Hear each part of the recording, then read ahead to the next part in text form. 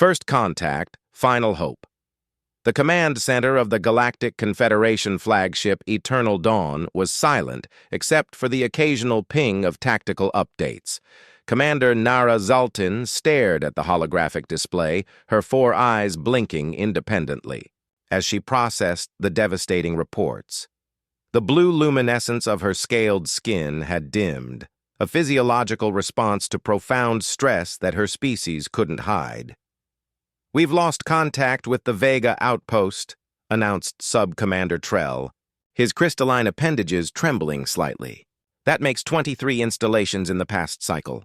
The Void Scourge was consuming worlds faster than the Confederation could evacuate them. Their hive mind tactics were flawless, their adaptation to Confederation weaponry unnervingly swift. What had begun as border skirmishes had evolved into the systematic annihilation of everything in their path. The Proxima Defense Fleet reports catastrophic casualties," continued Trell. "Their remaining ships are retreating to the Arcturus corridor."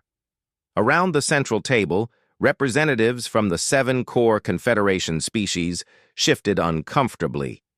The Lumari ambassador, a floating collection of bioluminescent orbs connected by arcs of energy, pulsed bright red in distress.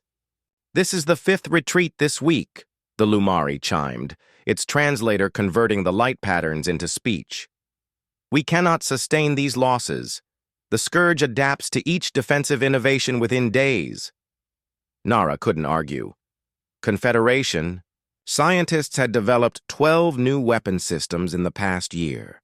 Each had been effective briefly before the Scourge evolved countermeasures. Their latest weapon, the quantum disruption field, had lasted only 2 engagements before becoming obsolete. "Perhaps," said Ambassador Vex of the Meridian Cluster, his tendrils rippling beneath his environmental suit, "it is time to consider the alternative." The room fell completely silent. Every being present knew what Vex was suggesting. Nara felt a chill pass through her secondary circulatory system. "The humans," she said finally. "The humans," Vex confirmed. The Lumari ambassador flashed patterns of warning. "Their world is quarantined for good reason. They are unpredictable, dangerous." "They are survivors," interrupted Admiral Krell of the Republic, the only reptilian species among the Confederation leadership. "They evolved on what our scientists classify as a death world. Their entire history is conflict and adaptation." Nara had studied the reports. Earth, a planet with extreme environmental variations, high gravity, toxic elements, and violent weather patterns. Its inhabitants had evolved not despite these challenges, but because of them, developing remarkable physical resilience and cognitive adaptability. They had discovered faster-than-light travel only recently, but had been deliberately isolated by the galactic community due to their concerning martial history. "The quarantine exists to protect them as much as to protect us," Nara reminded the assembly. "Their technology is primitive compared to ours. They have barely established colonies beyond their own system." "Yet they have something we lack," said Vex. "They understand war in ways we cannot. We have known peace for millennia. War for us is a calculated exchange, a failure of diplomacy. For humans, it is something else entirely." Nara knew this was true. The Confederation's archives contained transmissions intercepted from Earth, entertainment broadcasts depicting conflict in ways that horrified most Confederation psychologists. Humans didn't just fight wars, they studied them, glorified them, learned from them. They had concepts like guerrilla warfare, psychological operations, and total war that had no equivalent in most Confederation languages.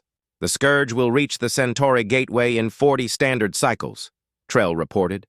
"After that, they will have direct routes to 53 core worlds."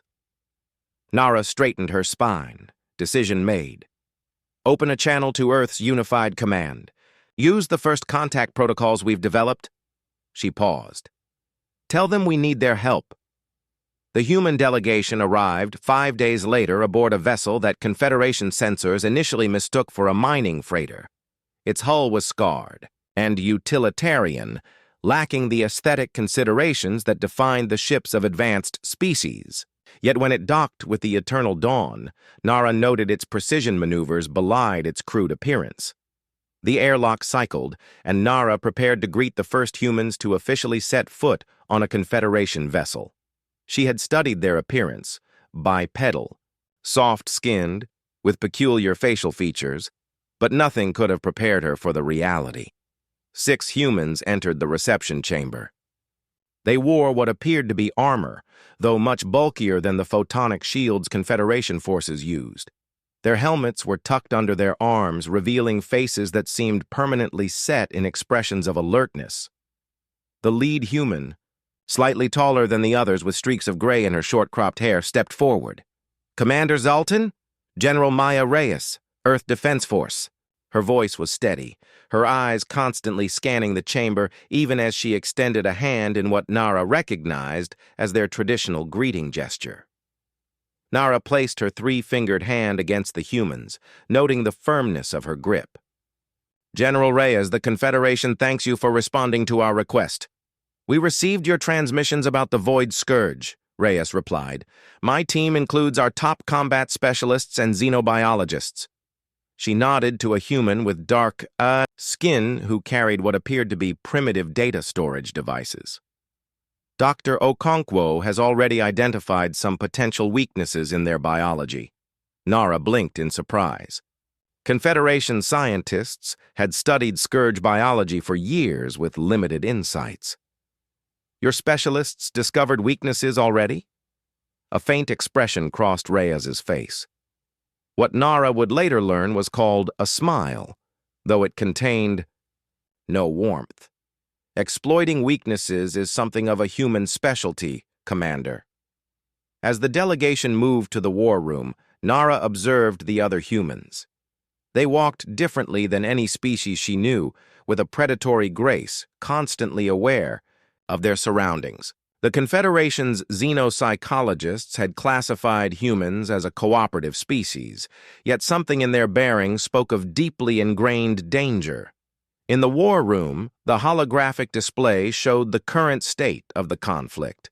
Vast swaths of Confederation space glowed red, indicating Scourge-controlled territory.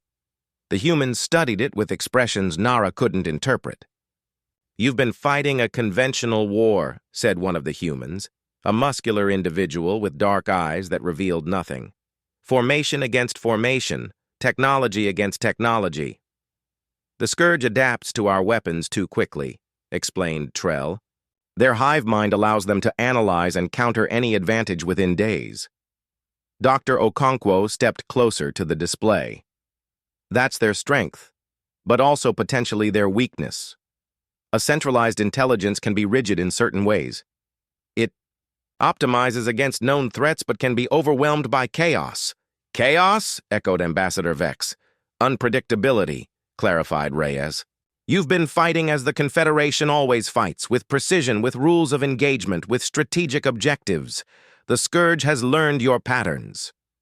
"What do you suggest instead?" asked Nara.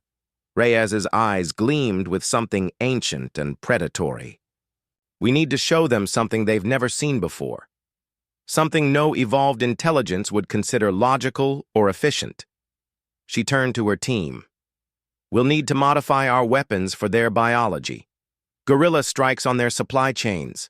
Psychological warfare, if they're susceptible."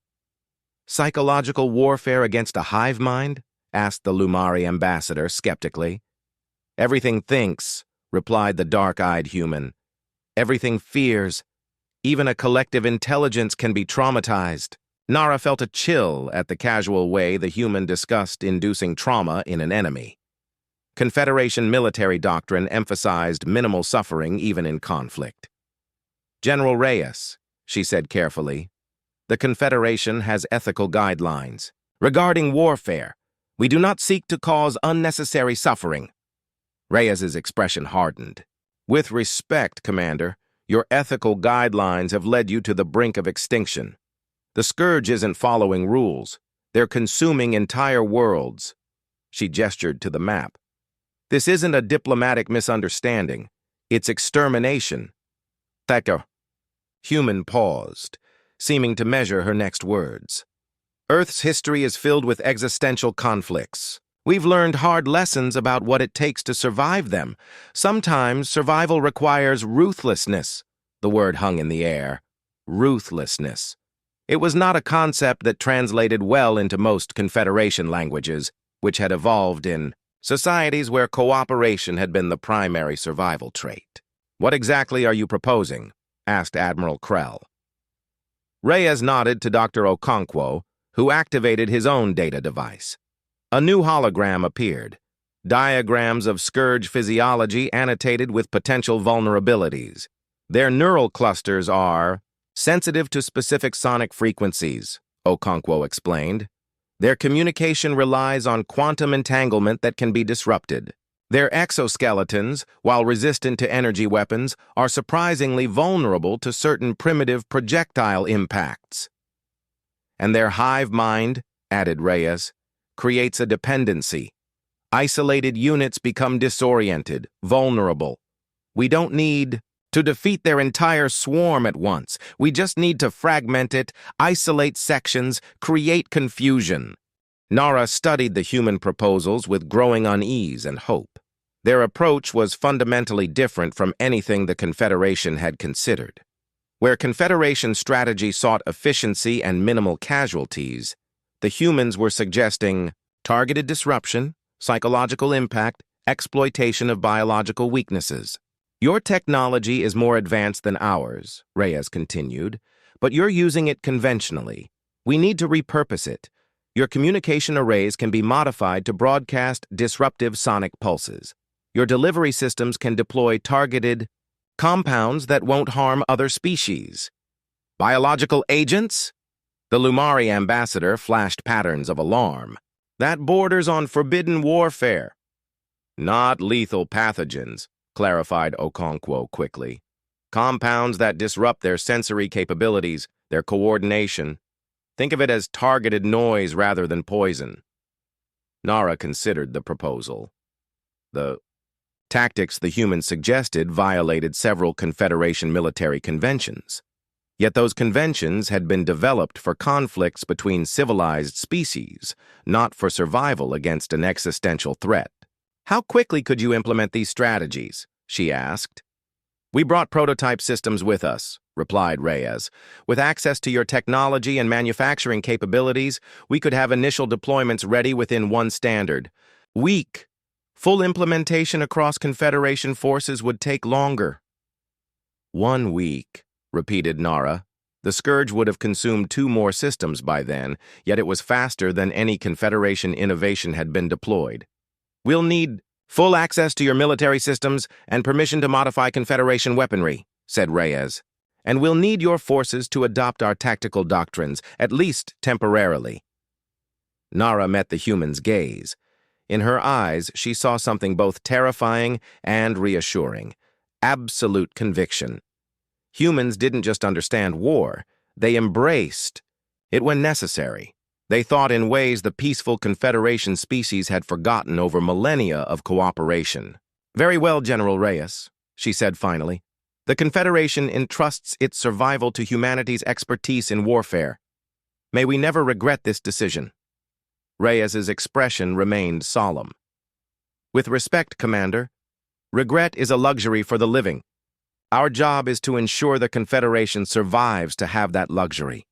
She turned to her team. "Let's get to work." As the humans began interfacing with Confederation systems, Nara watched them with a mixture of hope and trepidation. The Confederation had just allied itself with predators from a death world whose history was written in conflict. She could only hope that the same ferocity that had defined humanity's past would now secure the Confederation's future. What she didn't yet understand was just how far humans would go to win a war they believed in. The Art of Chaos Fleet Commander Nexus of the Void Scourge felt the perfect harmony of 1,000,000 minds as his ships approached the Epsilon system. Through the collective consciousness, He simultaneously processed tactical data from hundreds of sensor arrays, feeling rather than seeing the patterns of Confederation ships arranged in their typical defensive formation. Their tactics were predictable, as they had been throughout the expansion campaign. Predictable prey is easy prey resonated through the collective. The Confederation forces had established a standard perimeter defense around the planet Epsilon Prime, their ships arranged in overlapping fields of fire. Nexus had encountered this formation 11 times before. Each time, the swarm had adapted its approach, finding the optimal vectors to minimize losses while overwhelming the defenders. This time would be no different. He issued the command through the hive mind, and the Scourge vessels began their practiced maneuver, spreading into the distinctive attack pattern that had proven so effective. Some vessels would draw fire while others penetrated weak points in the Confederation formation. As his flagship approached engagement range, Nexus felt a flicker of confusion pass through the collective. The Confederation formation was changing, ships breaking their careful arrangement, moving into seemingly random positions. Unusual, the collective noted. Error in their command structure? Then the first Scourge scout vessels exploded, not from energy weapons or quantum torpedoes, but from crude physical impacts that tore through their hulls. Projectile weapons? Primitive, unexpected. Before Nexus could analyze this anomaly, a piercing sound cut through the collective consciousness, a discordant frequency that disrupted the perfect harmony of the hive mind. Thousands of minds cried out in confusion as their connection fractured. Nexus felt his own thoughts becoming isolated, the comforting presence of the collective suddenly distant and fragmented. New weapon, his isolated mind realized. New strategy, new enemy. Through the view screen, he saw unfamiliar vessels moving among the Confederation fleet, smaller, cruder in design, but moving with an unpredictable agility that defied tactical analysis. They ignored the Scourge capital ships, instead targeting communication nodes and sensor arrays with precision strikes. As the battle unfolded in chaos rather than the calculated exchange Nexus had expected, a transmission cut through the confusion, a visual communication on all frequencies. The face that appeared was unlike any Confederation species, soft-featured yet with eyes that seemed to burn with focused intensity.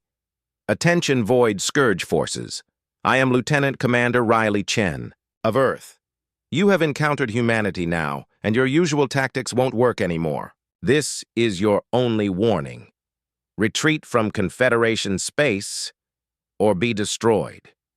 Earth, humanity.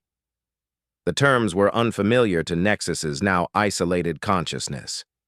Before he could consider a response, his ship shuddered under impact. Not from energy, weapons, but from something that had attached to the hull.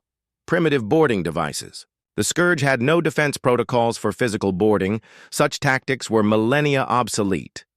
Warning signals flashed throughout the ship as atmosphere vented from multiple breaches.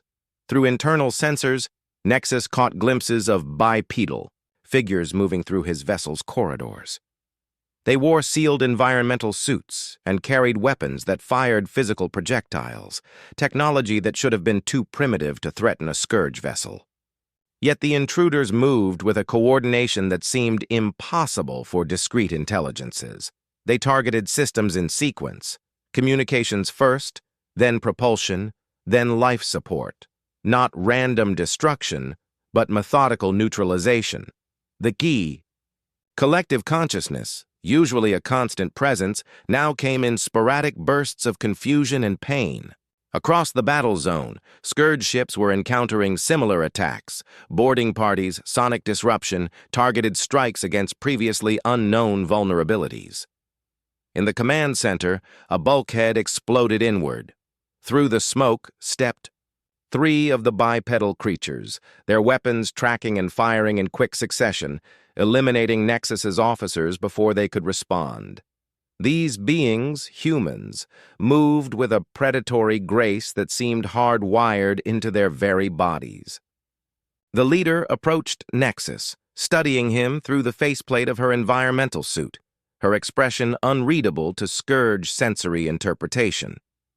"Your neural cluster locations were exactly where our xenobiologists predicted," she said, weapon held casually at her side. Convenient. Nexus attempted to summon defensive drones, but the ship's systems no longer responded. "What are you?" He managed through the emergency translator, a technology rarely needed as most species communicated through standardized protocols.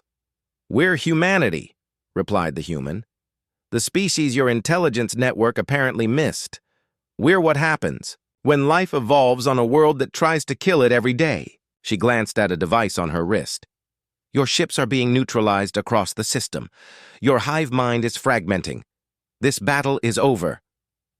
"The swarm cannot be defeated," Nexus responded automatically. "We adapt. We overcome.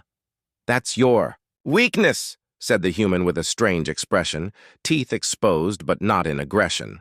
"You adapt to what you understand. You've never encountered anything like us before." Before Nexus could respond, the human activated her communication device. "All teams, sequence complete. Fall back to extraction points. Detonation in 3 minutes." As the humans retreated, Nexus realized the implications. They had planted destruction devices throughout the ship, not to capture it, not to study it, but simply to destroy it. Such inefficiency, such waste of resources, such ruthlessness. The collective consciousness, now returning in fragments, conveyed similar scenarios playing out across the Scourge fleet, ships either destroyed or rendered inoperable, the careful battle plan shattered by tactics no logical species would employ. As his flagship's systems began the final cascade failure, Nexus sent one last message to the fractured collective. "We have encountered a new enemy, one that does not fight as expected, one that does not value efficiency or predictability. We must reconsider our approach." The message was acknowledged by too few nodes. The swarm had suffered its first defeat, not at the hands of superior technology, but from a species that fought with primitive savagery, guided by tactical brilliance. 93% of the Scourge fleet neutralized, reported Dr. Okonkwo, reviewing data in the Confederation Command Center. "The remainder are retreating, along Vector 347. Commander Narazaltan stared at the tactical display in disbelief. The battle that Confederation strategists had predicted would result in another devastating defeat had instead become a decisive victory. Yet the means troubled her deeply. "The boarding actions," she said quietly to Lieutenant Commander Chen. "Your soldiers deliberately sacrificed themselves on the target vessels." Chen's expression remained neutral. "Some did. They volunteered knowing the mission parameters. The targeted ships had to be neutralized from within. Such losses were acceptable given the strategic objective."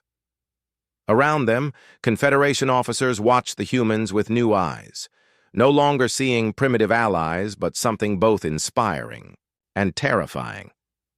The humans had modified Confederation technology in ways no one had considered, turning communication arrays into weapons that disrupted the Scourge hive mind, reconfiguring shield generators to create localized vulnerabilities that could trap enemy vessels. Admiral Krell approached, mandibles clicking in what Nara recognized as agitation. "Your tactics violated 23 Confederation warfare protocols," the reptilian said to Chen. "Yet they were undeniably effective."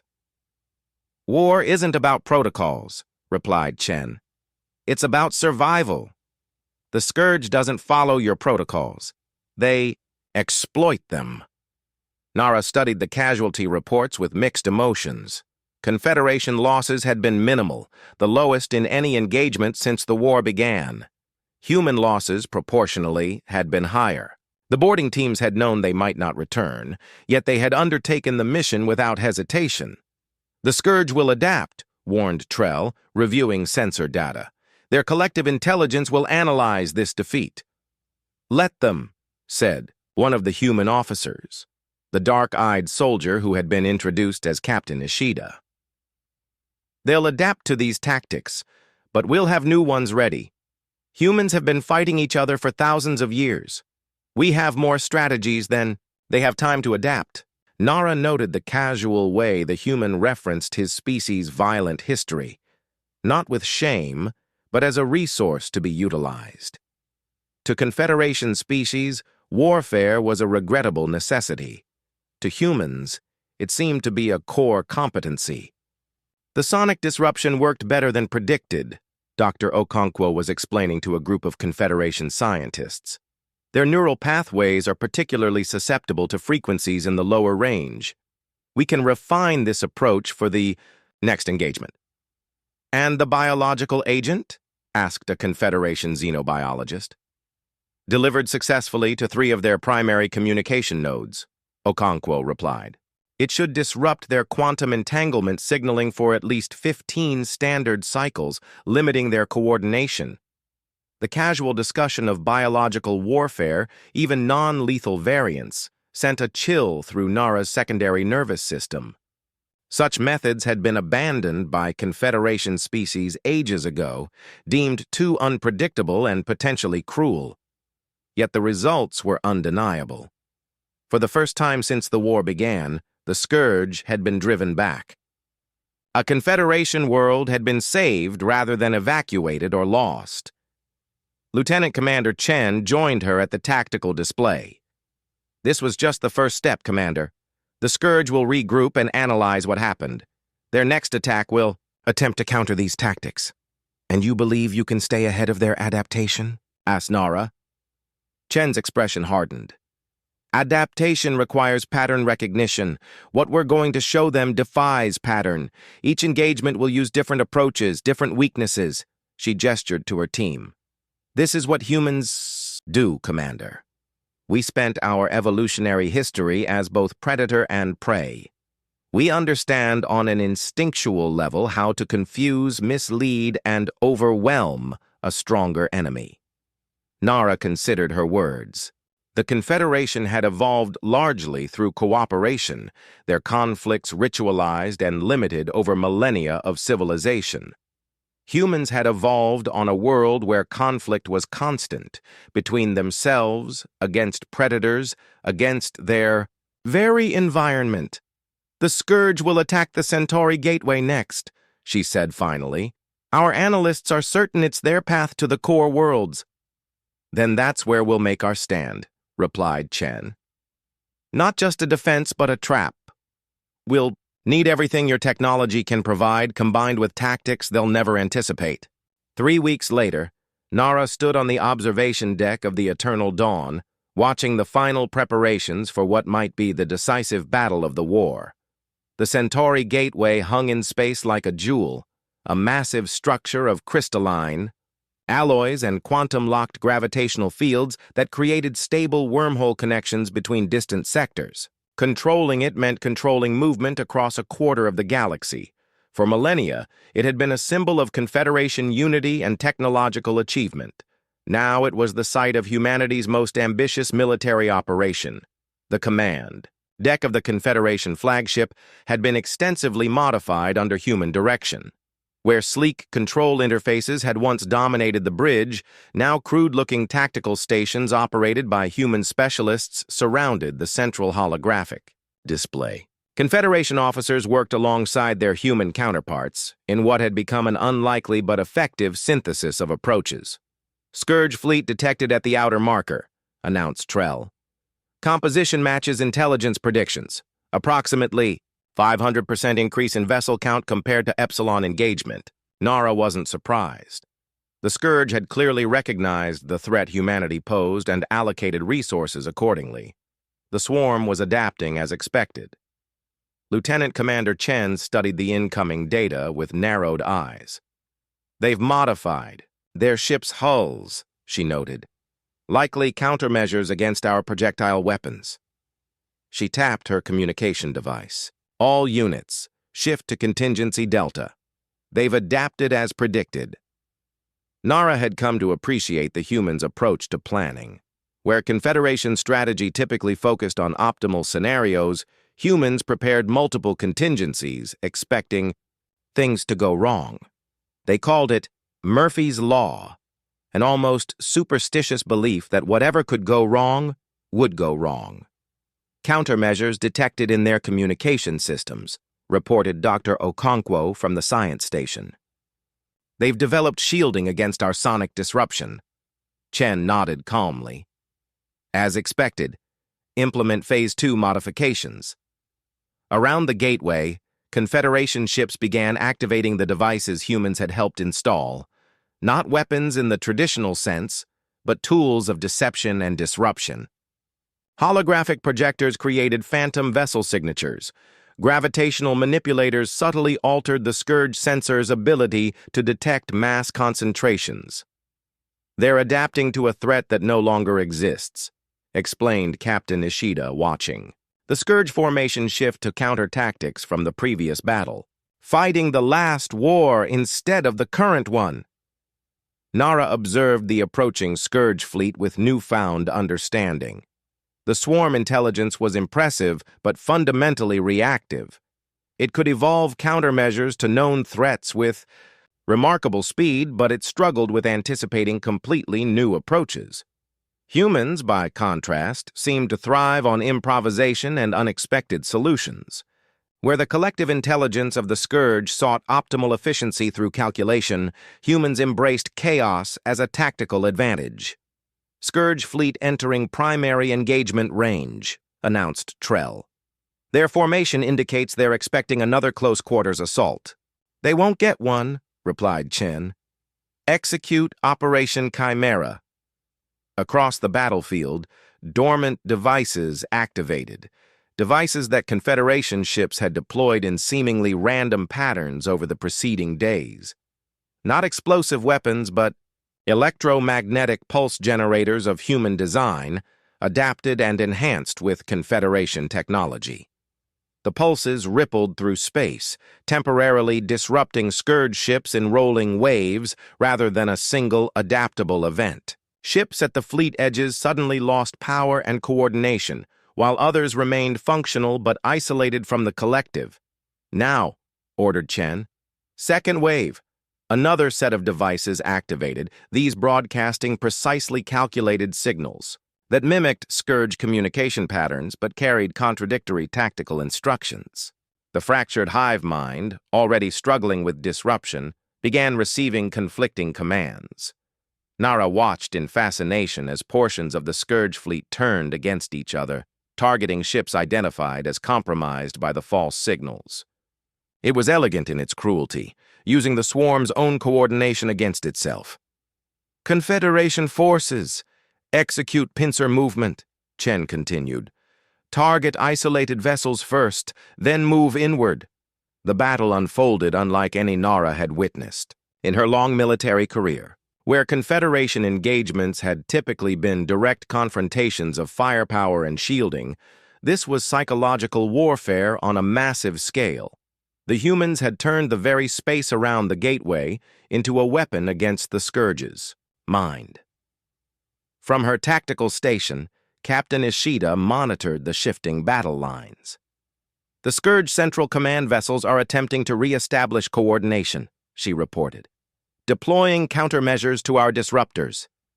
Activate the gateway. Sequence, ordered Chen. This was the most controversial aspect of the human plan, using the gateway itself as a weapon.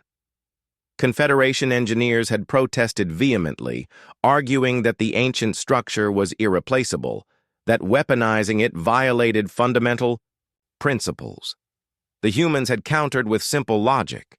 If the Scourge captured it, the gateway would be lost anyway. The massive structure began to pulse with energy as its controllers initiated the modified sequence.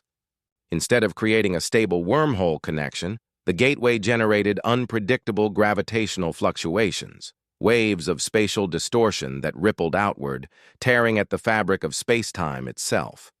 Scourge vessels caught in these distortions were pulled apart at the molecular level, their advanced hulls offering no protection against the fundamental forces being manipulated.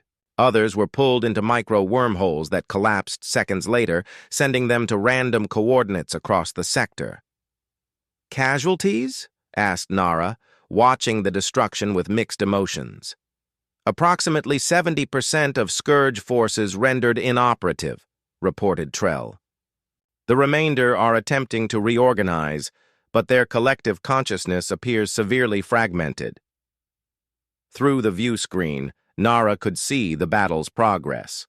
Confederation ships formed a perfect execution of the human battle plan, targeting vulnerable Scourge vessels with precision strikes while avoiding the gravitational distortions. The humans had calculated every detail, which areas would be affected by the gateway's emissions, how to time attacks to coincide with distortion waves. Then something unexpected happened. The largest Scourge vessel, presumably containing the highest concentration of the collective consciousness, suddenly accelerated toward the gateway itself. "They're going to ram it," realized Chen, "sacrificing their command structure to destroy the gateway." Calculations flashed across tactical displays. The Scourge vessel would reach the gateway before Confederation forces could intercept it. Its mass and velocity would cause catastrophic damage to the ancient structure. "All ships, focus fire," ordered Nara. "Stop that vessel." "It won't be enough," said Chen grimly. She activated her communication device. "Task Force Omega, execute. Final protocol." Nara's attention was drawn to a small fleet of human vessels that had been positioned near the gateway. Unlike the sleek Confederation ships or the organic-looking Scourge crafts, these were ungainly, clearly assembled in haste. They accelerated directly toward the oncoming Scourge command ship. "What are they doing?" demanded Nara. "What's necessary?" replied Chen, her voice tight with emotion despite her controlled expression. Nara watched in horror and awe as the human ships intercepted the Scourge command vessel. They didn't fire weapons or attempt to disable it. They simply collided with it, their makeshift hulls breaking apart on impact. For a moment, nothing seemed to happen. Then a series of blinding flashes erupted along the Scourge ship's trajectory, each explosion tearing away massive sections of its structure. The command vessel veered off course, its momentum disrupted by the successive impacts. It drifted past the gateway, crippled and torn open to space. "Task Force Omega reports mission complete," said Captain Ishida, her voice solemn. 7 ships confirmed lost with all hands. The Scourge fleet, now leaderless and fragmented, began to break apart. Some vessels continued fighting with diminished coordination, while others retreated entirely, seemingly operating on individual survival protocols never meant to be primary directives. "Confederation forces, close the net," ordered Chen. "Don't. Let them regroup." As the Confederation ships moved to eliminate the remaining Scourge presence, Nara turned to Chen. "Those pilots, they sacrificed themselves deliberately. You planned this." "It was always a possibility," Chen acknowledged. "The pilots understood what might be required. They chose this mission knowing the risks." "Such sacrifice," Nara began, "is what humans do," finished Chen. "Not because we enjoy death or seek it out, but because we understand its place in survival. Throughout our history, individuals have given their lives so others might live. It's part of what defines us." Nara struggled to reconcile the Confederation's understanding of advanced civilization with what she was witnessing. The humans fought with a primal ferocity that seemed at odds with their evident intelligence and technological creativity. They employed strategies no Confederation species would consider ethical, yet their motives were ultimately protective. "The gateway is secure," reported Trell. "Scourge forces are in full retreat across all sectors. We're receiving reports of similar withdrawals from 5 other fronts." For the first time since the war began, Nara allowed herself to feel genuine hope. With humanity's help, the Confederation might survive after all. But as she looked at the human officers calmly directing the mop-up operations, she wondered what price they would all pay for this alliance with the predators of Earth. And what would happen when the war was over? Guardians of the Stars. The observation deck of the Confederation headquarters on Elysium Prime was crowded with representatives from 37 species. they had gathered to witness something that had seemed impossible just months ago. Peace. Negotiations with the Void Scourge. Commander Nara Zaltin stood beside Lieutenant Commander Riley Chen, watching as diplomats prepared for the arrival of the Scourge envoy. The past 2 months had seen a dramatic reversal in the war. After the devastating defeat at the Centauri Gateway, the Scourge had attempted one final, desperate offensive, committing nearly their entire remaining fleet to an all-out assault on the Confederation capital.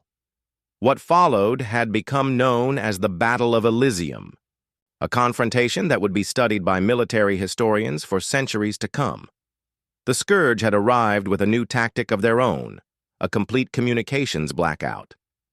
Learning from human psychological warfare, they had silenced their hive mind entirely, operating on pre-programmed instructions designed to be unpredictable. For a brief moment, it had seemed that they might have finally adapted to humanity's chaotic approach. Then General Maya Reyes had revealed humanity's final strategy, one they had been developing since their first engagement. Not chaos, but controlled chaos, what the humans called emergent order. Human tacticians had analyzed thousands of potential Scourge responses, creating an adaptive battle network that flourished in unpredictability. The more random the Scourge became, the more effective the human countermeasures. "Your people are full of contradictions," Nara said quietly to Chen as they watched the diplomatic preparations below. "You embrace chaos, yet crave order. You sacrifice individuals, yet value individual lives above all else. You are predators who protect." Chen's lips curved in a slight smile. "We contain multitudes, Commander. It's what happens when you evolve.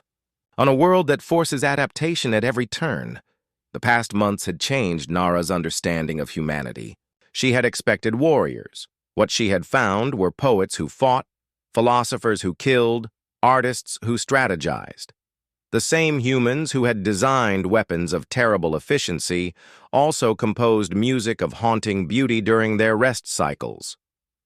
The soldiers who executed brutal boarding actions spent their free time nurturing alien plants in makeshift gardens aboard Confederation vessels. "The Scourge envoy has arrived," announced Trell, his crystalline appendages reflecting the blue light of the communication display. Below them, the diplomatic chamber's massive doors opened. 2 Confederation security officers escorted a Scourge entity unlike any Nara had seen before. Where most Scourge drones were nearly identical, variations on the same efficient design, this one appeared to be a unique creation. Its exoskeleton bore elaborate markings, and its movement suggested individuality rather than collective purpose. "They created an individual to speak for them," marveled Chen. "I didn't think their biology could support that." "Adaptation works both ways, Lieutenant Commander," replied Nara. "Perhaps we humans aren't the only ones who contain multitudes." The Scourge envoy approached the central table where Ambassador Vex waited alongside General Reyes. The human general stood straight and imposing in her formal uniform, no weapons visible but radiating the contained danger that seemed inherent to her species. "We should join them," said Nara. "History is happening below us." The diplomatic chamber was silent as the Scourge envoy settled across from the Confederation representatives. Up close, Nara could see the subtle alterations in its biology, neural clusters more pronounced, sensory apparatus more developed. The Scourge had created something new, a being capable of individual thought while maintaining connection to the collective. "I am Nexus Prime," the envoy announced through a translator device. "I speak with the authority of the Unity. We have come to discuss terms of cessation." "Not surrender," Nara noted. Even in defeat, the Scourge maintained their dignity. Ambassador Vex inclined his head, tendrils rippling in a formal greeting pattern. "The Confederation welcomes this dialogue. We seek an end to hostilities and a sustainable peace." Nexus Prime's compound eyes shifted to General Reyes. "The humans have taught the Scourge something we did not expect to learn. And what is that?" asked Reyes, her voice neutral but attentive. Limitation. The Scourge Envoy's mandibles clicked, softly. For millennia, the Unity has expanded without constraint. We consumed resources, territory, even other sentient species. It was our nature, our purpose, to grow, to encompass all. We knew no other way to exist. The chamber remained silent, diplomats from dozens of worlds listening intently. Then we encountered humanity, continued Nexus Prime. A species that should have been insignificant. Primitive technology, limited numbers, no collective consciousness. Yet you stopped us when the advanced Confederation could not. Reyes's expression remained carefully neutral. We simply fought differently. You fought with knowledge we lacked, corrected the envoy. Knowledge of boundaries, of restraint. Your species understands something fundamental that the Unity never grasped. That expansion without limitation leads ultimately to destruction. Nara watched the exchange with fascination. This was not the surrender she had expected, but something more profound, a philosophical revelation. The Unity has existed for 23,000 of your years, said Nexus Prime. In all that time, we have never encountered a force that could truly stop us. The experience has changed us, created new neural pathways, new possibilities. What exactly are you proposing? Asked Ambassador Vex. A boundary, a limitation freely chosen. The envoy produced a small device that projected a three-dimensional map of the galaxy. A line appeared, dividing space between Confederation and Scourge. Territory. We will withdraw to these coordinates. We will not expand beyond them. In return, the Confederation will recognize our right to exist within these boundaries. Nara studied the proposed division. The Scourge were ceding nearly 70% of their conquered territory, including all worlds with developed civilizations. They would retain only systems with minimal habitation or uninhabited resource worlds. And the planets you've already consumed? Asked Reyes, her voice hardening slightly. The species you've destroyed? Gone, admitted Nexus Prime without evasion. We cannot restore what no longer exists, but we can prevent further loss. A murmur passed through the assembled diplomats. The honest brutality of the statement reminded Nara that despite this apparent change, the Scourge remained fundamentally alien in their thinking. We cannot undo our nature entirely, the envoy continued. The Unity must consume to survive, but we need not consume sentience. We need not expand without end. This is the lesson humanity has taught us, through methods we would prefer not to experience again. General Reyes leaned forward slightly. And if we accept these terms, what guarantees do we have that the Unity won't simply rebuild its forces and try again in a century or two? You have shown us that such a path leads to extinction, replied Nexus Prime. The Unity does not seek extinction. We seek continuation. Adaptation ensures survival. The diplomatic discussions continued for hours, the terms of the agreement, refined and debated. Nara observed the process with a sense of wonder. Peace had seemed impossible just months ago.